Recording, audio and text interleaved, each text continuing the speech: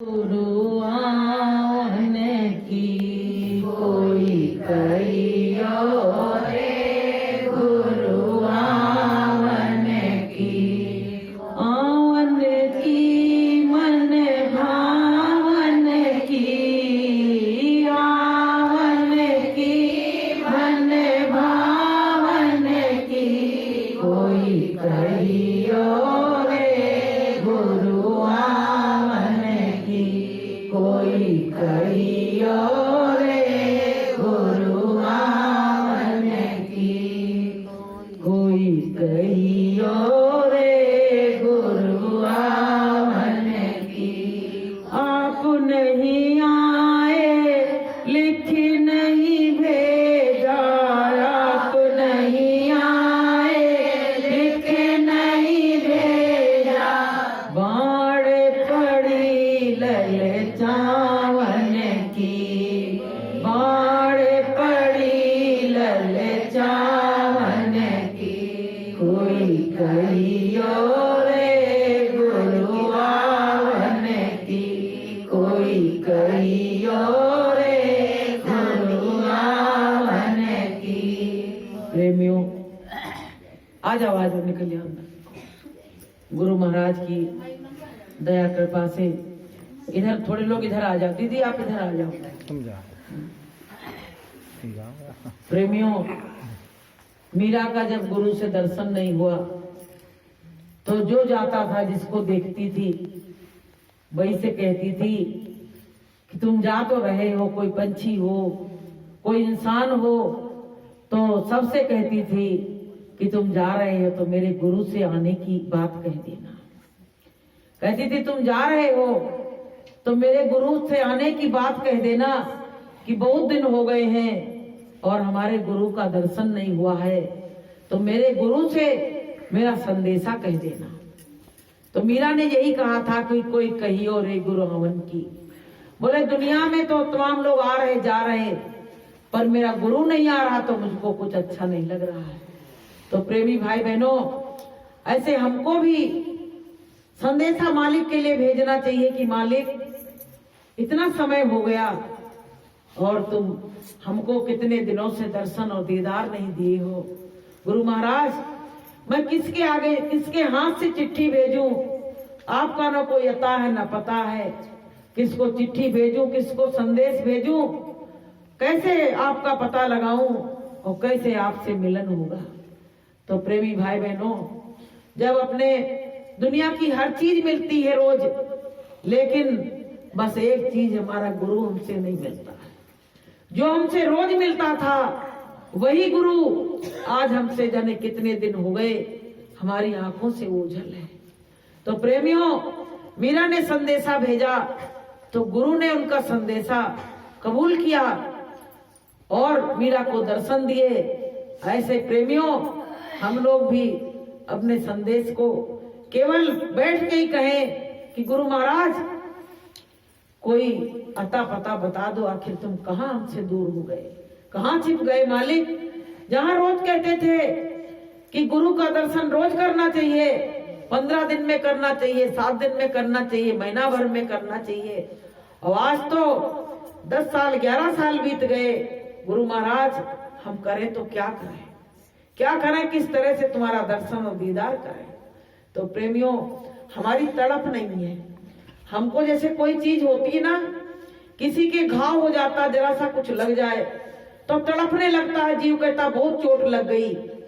ऐसे प्रेमियों, अगर हमारे भी गुरु के नाम से इस तरह की चोट लगे तो प्रेमियों हमारा काम हो जाए, लेकिन वो चोट नहीं लगती है तो गुरु भी हमसे दूर बैठा है। प्रेमी भाई बहनों, तमाम समय बीत गया और तमाम लोग मालिक का इंतजार भी कर रहे हैं। ऐसी बात नहीं है, बहुत लोग इंतजार कर रहे हैं। और ये सब काहे को भग भग के जा रहे हैं? वो इसीलिए भग भग के जा रहे हैं कि हमारे मालिक का कुछ अता और पता हमको मिल जाएगा। निकल जाओ, निकल जाओ। तो प्रेमी भाई बहनों, हम सब कुछ प्राप्त करते हैं। आ जाए बेटा, अंदर आ जाए। हमको अपने मालिक के लिए जितना हो सके घाट पे प्रेमियों रो, बैठ के घाट पे बैठ के रो और गुनाहों की माफी मांगो कि हे मालिक, हमारी जो गलती हो वो क्षमा कर देना, हमारी गलतियों को क्षमा कर देना परमात्मा। मैं इस लायक नहीं थी और तुम ही हमसे आके मिले और तुमने ही हमसे नाता तोड़ दिया। अगर गुरु महाराज से रोज रोज ये बात कहो तो प्रेमियों, हमारी विनती को, हमारी प्रार्थना को हमारे गुरु महाराज जरूर सुनेंगे।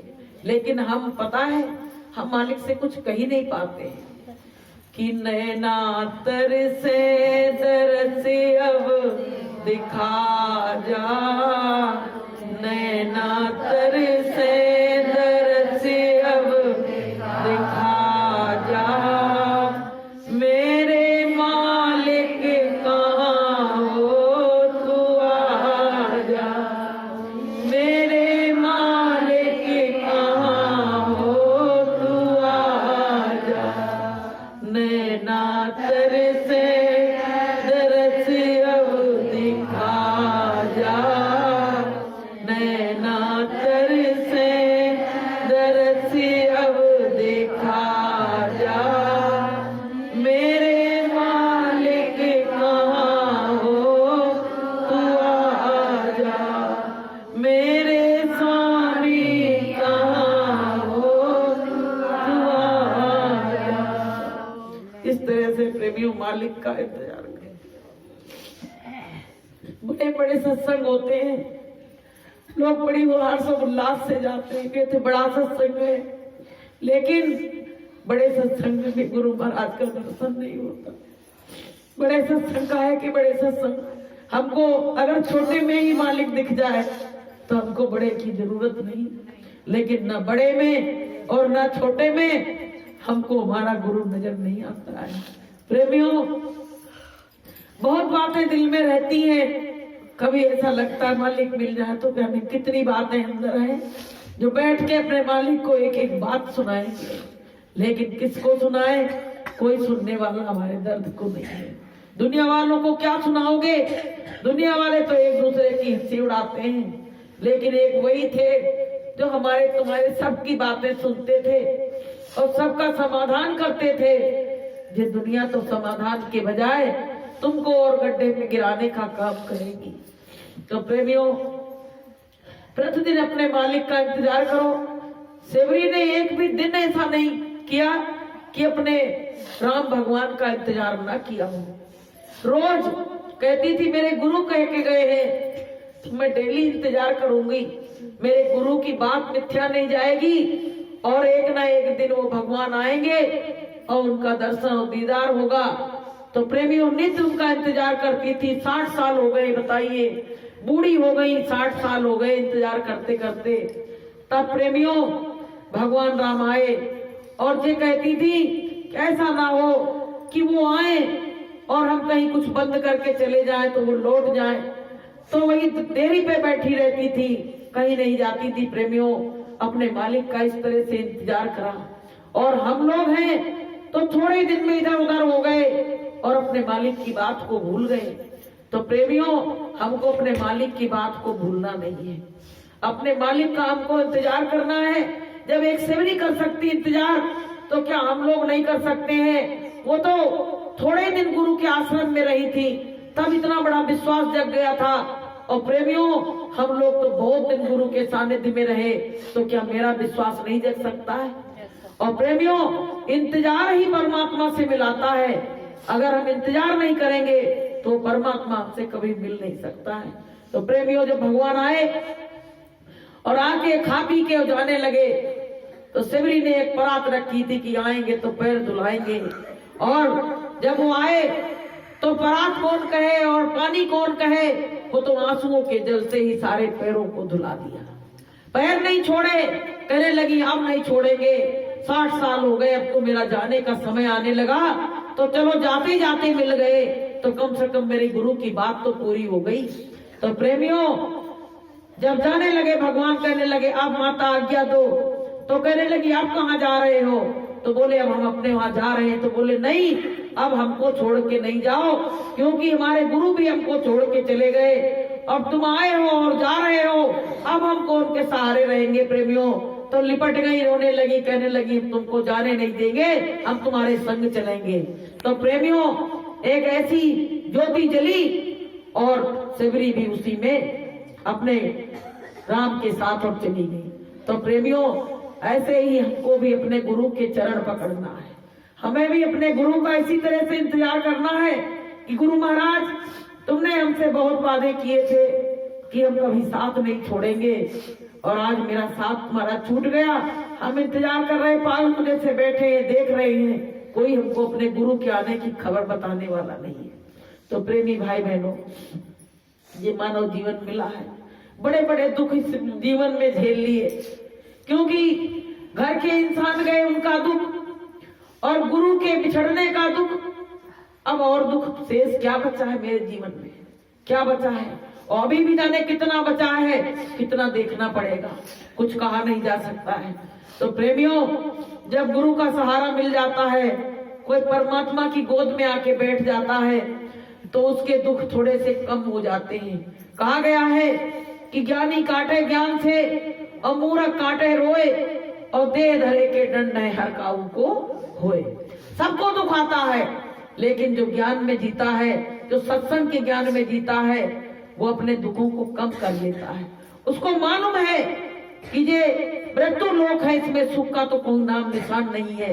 जरा सा सुख आता है तो दुख ही दुख फिर पट पड़ता है, तो काहे का सुख। इसलिए प्रेमी भाई बहनों, यहाँ सुख की कामना नहीं करो, यहाँ तो दुख के कांटे बिछे हुए हैं। जरा सा कांटे हट जाते हैं तो हम उसी में वो कहते हैं, अरे संसार बड़ा अच्छा है। लेकिन जब फिर कांटे आ जाते हैं तो कहते भैया ये संसार बड़ा बुरा है। होता है बहनों की नहीं होता है? तो प्रेमियों, हम तो कहते गुरु महाराज अब अपने चरणों में लगाए रहो, अपने चरणों में लगाए लगाए हमको ले जाना, क्योंकि हमारा अब कहीं संसार से नाता टूट चुका है और संसार हमको अब अच्छा नहीं लगता है। मीरा को जब संसार अच्छा नहीं लगा तो मीरा ने भी कहा था कि मोहे ना भावे संसार समाल राना तेरी नगरी, मोहे ना भावे संसार समाल राना तेरी नगरी, मेरी वृंदावन ससुराल समाल राना तेरी नगरी, मेरी वृंदावन ससुराल समाल राना तेरी नगरी। मीरा ने कहा था कि मुझको परमात्मा के भजन के सिवा कुछ अच्छा नहीं लगता। वाकई में उनको कुछ अच्छा नहीं लगता था। वो कहने लगी ये राजपाट क्या है, एक दिन इस राजपाट से मुझको निकाला जाएगा और ले जाके मरघट पे जलाया जाएगा, इससे मैं जीते जी उस परमात्मा को प्राप्त कर लूं। तो प्रेमियों, मीरा उसी में ऐसी हो गई कि उनको दुनिया की कोई चीज अच्छी नहीं लगती। हमारे तुम्हारे आगे कोई इतना धन जायदाद डाल दे तो हम तुरंत उसी में लिपट जाएंगे, लेकिन देखिए मीरा ने सबका त्याग कर दिया। प्रेमियों, जब सबका त्याग करते हैं तब परमात्मा दया करता है। वो देखता रहता है कि व्यक्ति जी कौन सी चीज को पकड़े है, कौन से पदार्थ को पकड़े है, सबको देखता रहता है। जब जीव कहने लगता मुझको ये भी अच्छा नहीं लग रहा, ये भी अच्छा नहीं लग रहा, अब तो बाल बच्चे भी अच्छे नहीं लग रहे, अब तो ये घर काटने को दौड़ रहा है, तब वो परमात्मा उस पर दया करता है। तो प्रेमियों, ऐसी अवस्था जब परमात्मा की दया होगी ना, तभी मेरे अंदर आएगी, वैसे आ नहीं सकती है। अपनी मर्जी से ये दया नहीं आ सकती है। अगर तुम रोज लगे रहोगे तो प्रेमियों, एक ना एक दिन वो दया हर हाल में हमारे ऊपर होगी। लेकिन गुरु महाराज क्या कहते हैं कि बच्चों, अगर तुम्हारा हम घर परिवार छुड़ा दें तो तुम ये भी तो कहोगे कि अरे गुरु के दरबार में गए और मेरा ये घाटा हो गया। लोग बाग यही तो कहते हैं, भाई सुख की कामना लेके जाते हैं। अब वहां गुरु महाराज अगर कह दे भैया पत्नी, चलो पत्नी किसी की मर गई, धन जायदाद खत्म हो गई, तो आप क्या कहोगे? सत्संग में जाने से क्या फायदा रहा, साल भर के अंदर सब चौपट हो गया। तो कहा गया है, कबीर साहब ने कहा है कि हमारे घर संग जो चलेगा वो अपने घर में आग लगा के तभी मेरे संग जा सकता है, वैसे कोई जा नहीं सकता है। तो फिर प्रेमियों, आ जाओ अंदर, आ जाओ। तो प्रेमी भाई बहनों, कहने का मतलब ये है हमको सब कुछ त्यागना पड़ेगा और त्याग हम सकते नहीं है, तो कैसे क्या किया जाए, बीच में गाड़ी फंसी हुई है। तो गुरु महाराज कहते हैं बच्चों तुम अपने मन में विचार बनाओ, धीरे धीरे विचार बनाओ, तो तुम उसको धीरे धीरे त्यागते चले जाओगे। और तुमने विचार तक नहीं बनाया, जैसे कहीं जाना है तो उसके जाने की हम तैयारी करते कि नहीं करते हैं, ऐसे हमको परमात्मा के पास जाना है तो हमको धीरे धीरे तैयारी करनी पड़ेगी कि नहीं पड़ेगी। जब हम यहाँ से सब छोड़ेंगे तभी तो वहां जा पाएंगे। कि कैसे आऊं मैं गुरु जी, कैसे आऊं मैं स्वामी जी, बड़ी दूर नगरी, बड़ी दूर नगरी। कैसे आऊं मैं गुरु जी, कैसे आऊं मैं स्वामी जी, बड़ी दूर नगरी, बड़ी दूर नगरी। धीरे चलूं तो डर मोहे लागे, धीरे चलूं तो डर मोहे लागे, तेज चलूं तो छूट जाए डगरी, छूट जाए डगरी। कैसे आऊं मैं गुरु जी, कैसे आऊं मैं स्वामी जी, बड़ी दूर नगरी, बड़ी दूर नगरी। कैसे परमात्मा तुम्हारे दरवाजे पे हम आ पाएंगे, क्योंकि तमाम संसार के लोग हमको पकड़ पकड़ के खींच रहे हैं और मैं उनके उसमें खिंचा जा रहा हूँ और तुम्हारी तरफ जरा सा बढ़ता हूँ, ऐसे संसार के लोग मुझको खींच लेते हैं। क्या करूं गुरु महाराज, कैसे मैं आ सकती हूँ।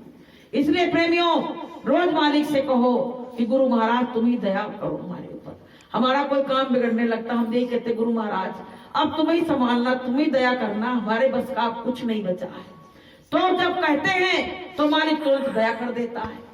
और जो कहो नहीं मैं ही करूंगी सब काम, मेरे ऊपर सब काम है, तो प्रेमियों कभी गुरुदेव की दया हमारे ऊपर नहीं होगी, कभी नहीं होगी। बस यही कहो कि गुरु महाराज आप ही दया कर सकते हो, आप ही कार्य कर सकते हो, वरना मेरा कार्य नहीं हो सकता है। एक बार की बात है, एक भल्ला संत हो गए थे बाद में। तो भल्ला जी थे तो उनके यहाँ नौकर काम करता था, तो गुरु दरबार में जाता था। तो अपने वो पूछते थे कहाँ जाते हो तुम, जैसे अपना रविवार को गुरुवार को सत्संग होता है, ऐसे सत्संग होता था उसमें जाते थे।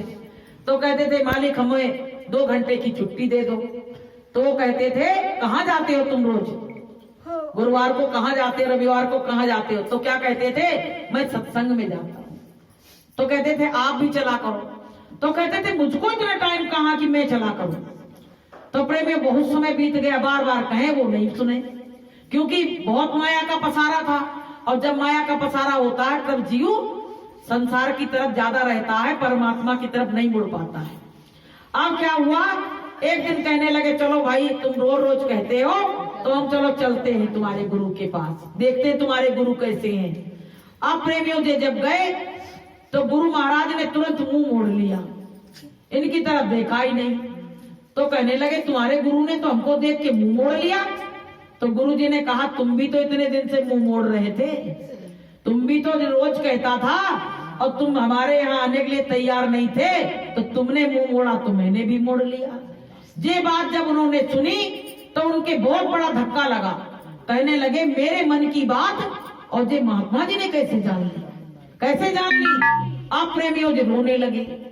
तो गुरु तो दयालु होते हैं, उन्होंने हाथ फेरा और कहने लगे ठीक है, देर आए और दुरुस्त आए, कम से कम देर से आए लेकिन दुरुस्त आए, अब तुम हमारे दरबार से जा नहीं सकते। आप प्रेमियों इनकी ऐसी लगन लग गई कि वहीं बैठ के भजन करना, सत्संग सुनना, इनको अब दुनिया धीरे धीरे अपना राजपाट सब बिगड़ने लगा। तो कहने लगे गुरु महाराज क्या करें, ऐसा कर दिया है कि जब हम आपके सामने आए तो आपकी दृष्टि से दृष्टि मिली, तो मेरे जाने क्या हो गया है, मुझको घर जाते हैं तो अच्छा नहीं लगता है और यहाँ रहते तो अच्छा लगता है, और घर नहीं जाओ तो सब बिगड़ा जा रहा है। गुरु महाराज बड़ी जोर से हंसे, कहने लगे अरे भल्ला जो बिगड़ गया उसको बिगड़ जाने दो। तो कहने लगे गुरु महाराज जब से यहाँ आए मेरी बीबी मर गई, बच्चे मर गए, जानवर मर गए, मकान जर्जर हो गया, गिराऊं हो गया, बस एक जरा सा छप्पर पड़ा है और उसी में बैठ के हम भगवान का नाम लेते हैं। तो कहने लगे ठीक है अभी थोड़ा सा तो रह गया, अब प्रेमियों क्या हुआ, एक दिन वो भी गिर गया। तो गुरुजी बड़ी जोर से हंसे और कहने लगे, अरे भल्ला तू कौन सी माया में फंसा, तू यहीं आ जा आश्रम में। अब प्रेमियों आश्रम में आ गए वो। तो जब आश्रम में देखा भल्ला बैठे रहते थे, भगवान का नाम तो लेते थे, लेकिन गुरुजी ने कहा कि तुम आश्रम पे रहते हो, रोटी खाते हो, तो कुछ यहाँ सेवा भी किया करो। कहने लगे क्या सेवा करें गुरुजी? तो कहने लगे तुम ऐसा करो, 1 गट्ठा लकड़ी का ले आया करो भंडारे के लिए। अब वो 1 गट्ठा लाने लगे। फिर गुरुजी ने कहा एक दिन, अब बताइए कहाँ इतना बड़ा राजा और कहाँ लकड़ियां काटने वहां जंगल में जा रहा है। देखिए बदलते देर नहीं लगती, संत चाहते जिसको मोड़ लेते हैं। अब प्रेमियों क्या हुआ, 1 गट्ठा लाते थे, दूसरे दिन उन्होंने कहा तो 2 गट्ठा लाने लगे। अब 2 गट्ठा लेने गए, आंधी पानी तूफान आ रहा था, जान पाए नहीं। अब एक कुआं था, उसमें गया पैर, सुन ले के गट्ठा नीचे गिरे। अब भैया वहां तो ढूंढा ककोरी मची। गुरुजी समझ गए तुरंत, कहने लगे आज भल्ला नहीं आया, रात हो गई भल्ला नहीं आया। अब अपने वहां के जो शिष्य थे उनसे कहा कि चलो देखते हैं भल्ला कहाँ रह गया। टॉर्च लेके गुरुजी गए और आवाज लगा रहे, भल्ला भल्ला भल्ला। अब भल्ला आवाज तो सुन रहा गुरु की, बोल रहा, लेकिन कुआं से आवाज बाहर जा नहीं रही। तो गुरुजी ने कुआं में टॉर्च लगा दी, बोले देखते हैं यहाँ तो नहीं है। अब देखिए अब संत महात्मा कैसे होते हैं, कहने लगे देखते हैं यहाँ तो नहीं है भल्ला कहीं। तो जब देखा तो भल्ला दोनों लकड़ियों का गट्ठा लिए उसी में खड़े गुरु महाराज का नाम ले रहे। तो गुरु महाराज ने कहा कि हम यहाँ से रस्सी डाल रहे हैं भल्ला, तुम इसको पकड़ के और ऊपर आ जाओ तो और लकड़ियां वहीं डाल दो। भल्ला ने कहा लकड़ियां नहीं डालेंगे, ने आज की सेवा मेरी खत्म हो जाएगी। तो प्रेमियों दोनों लकड़ियों का गट्ठा लेके और रस्सी पकड़ के और भल्ला को खींच लिया। क्योंकि गुरु जो होते हैं ना, कहते ना भवसागर इतना गहन अपार है और गुरु चाहे तो पल भर में पार कर देगा। तो जब भल्ला कहने लगे इतनी निचाई है कैसे आएंगे, तो गुरु ने कहा बस तुम खाली पकड़ो तो इसको, पकड़ो तो बस खाली पकड़ने की जरूरत है, मैं तो खींच लूंगा। तो प्रेमियों जैसे रस्सी पकड़ी भल्ला को तुरंत ऊपर खींच लिया लकड़ियों के गट्ठ समेत। बोलिए प्रेम से। अब जब वो आए तो गुरु ने कहा मांग लो भल्ला, तुमको क्या मांगना है, क्या चाहते हो, तुम्हारी परीक्षा जो थी भक्ति तुम्हारी पूरी हो गई। तो भल्ला ने कहा अब मांगने को शेष क्या बचा है, क्या बचा मेरे पास अब मांगने को। आप मिल गए, ऐसे सतगुरु मिल गए जीवन में, अब हमको कोई चीज की जरूरत नहीं है। लेकिन बस एक बात जरूर कहेंगे कि कलयुग में ऐसी परीक्षा किसी भक्त से नहीं लेना, नहीं सब फेल हो जाएंगे, कोई पास नहीं हो सकता है। तो प्रेमियों इसीलिए भक्तों की अब परीक्षा नहीं ली जाती है, वो भल्ला नहीं कहा है इसीलिए परीक्षा नहीं ली जा रही है। तो प्रेमी भाई बहनों देखिए, बड़े बड़े राजा मुड़ गए, बड़े बड़े डकैत मुड़ गए, बड़े बड़े क्रिमिनल आदमी सब मुड़ गए सत्संग की तरफ। जब गुरु की दया हुई तो क्या हम लोग नहीं मुड़ सकते हैं? अगर उसकी दया हो जाए, कृपा हो जाए तो पल भर में हमको मोड़ सकता है वो।